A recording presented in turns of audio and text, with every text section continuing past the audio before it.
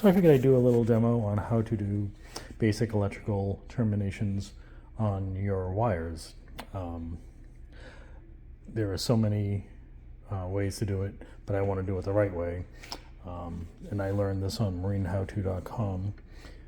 The key is to use a proper tool. This crimper is actually made for the waterproof connectors.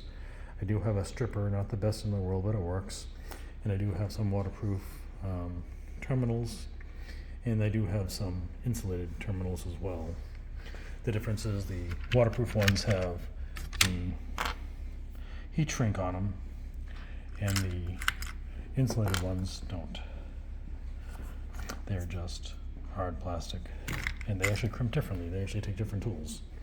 So to strip the wires, I'm going to be using this relatively average wire stripper. It's not the best in the world, but so what I'm going to do is cut off maybe ½ an inch or so. This is 16 gauge wire, so I'm going to cut off a little bit, strip it down.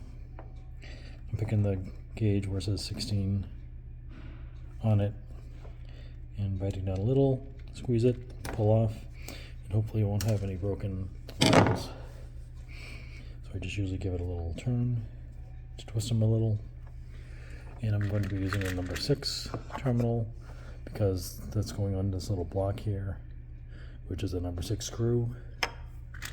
And that would be a blue terminal. Use a little ring terminal. So put it on all the way. And then using the ratchet tool, I put it on the blue, onto the metal part, and this is ratcheting, so it's held on pretty good now. So take the wire, shove it in the hole, and crimp all the way down. Squeeze nice and tight, and it'll release. And you're all set. And doing the other one, same deal, use a number 6 terminal, go to the blue, and squeeze all the way down, and you're done. Well, you're done crimping, so now the hard part is done. Now you need to heat shrink this, and when I'm on the boat, I usually use this little lighter, which actually came in the kit that I got those tools in. That's not the preferred method, but on a boat I don't have much choice. On land, I will use a heat gun, which works really well. Because it builds up some temperature.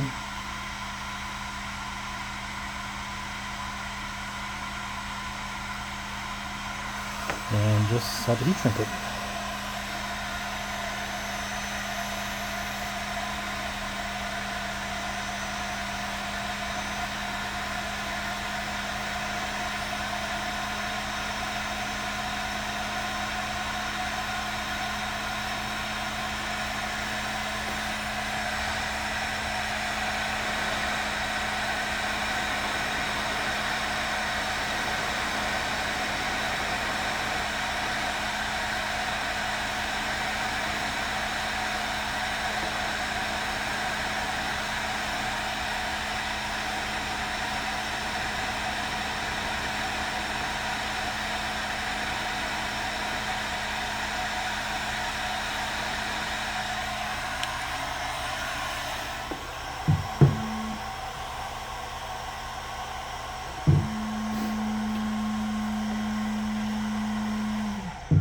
And using this method, you will not damage the insulation around the heat shrink, and you'll get a perfectly sealed terminal at the end.